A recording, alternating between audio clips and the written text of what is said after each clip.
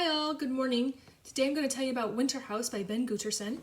This is a winter mystery, and it is a puzzle mystery, and it's wonderful. So, without further ado, Chapter 1 of Winterhouse by Ben Guterson. Chapter 1. A troubling note. Node, mode, maid, mate, gate. When Elizabeth Summers tugged open the gate to her aunt and uncle's yard and saw an envelope duct taped to the front door of the shabby house she shared with them, she knew it was bad news. The porch steps, which her Uncle Burlap never kept clean, were slick with snow and ice, and so Elizabeth stepped up carefully, set down her school backpack, and slid her hood from her head with a wet shake. She already had a pretty good idea of what the note inside the envelope would say as she plucked it from the door and then opened it.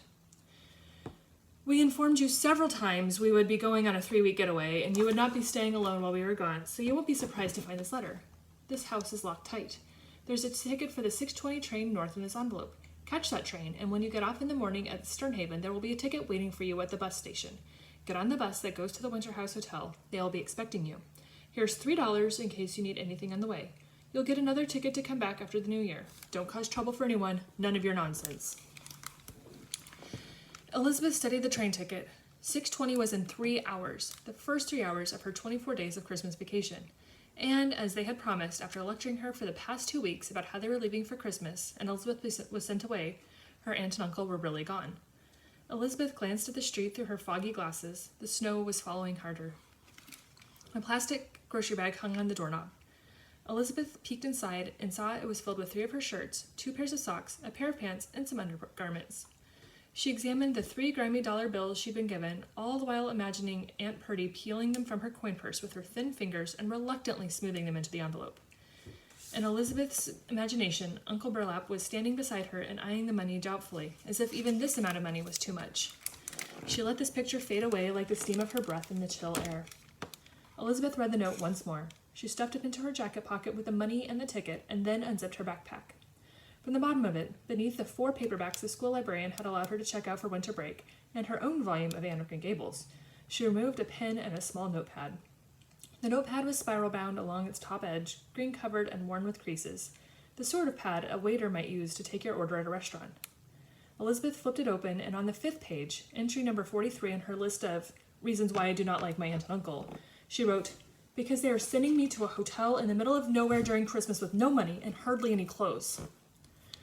She returned the notepad to its place, and then put the plastic grocery bag inside her pack and zipped it closed. She was about to leave, but found herself staring at the strip of duct tape that had held the envelope, her breath rising high and tight in her chest, and her eyes beginning to water. Then, before she realized what she was doing, she slammed her palm against the plywood door. The sound, a sharp thwack, like the noise of a book dropped on a wooden floor, startled Elizabeth, made her wonder just what had gotten into her.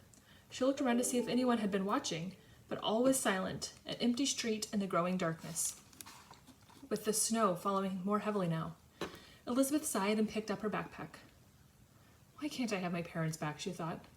And then, because there were no friends she might possibly ask to stay with for 3 weeks, and no chance of avoiding her aunt and uncle's anger if she didn't follow their instructions, Elizabeth turned to walk the 1.5 miles to the station and wait for the 6:20 train to Sternhaven.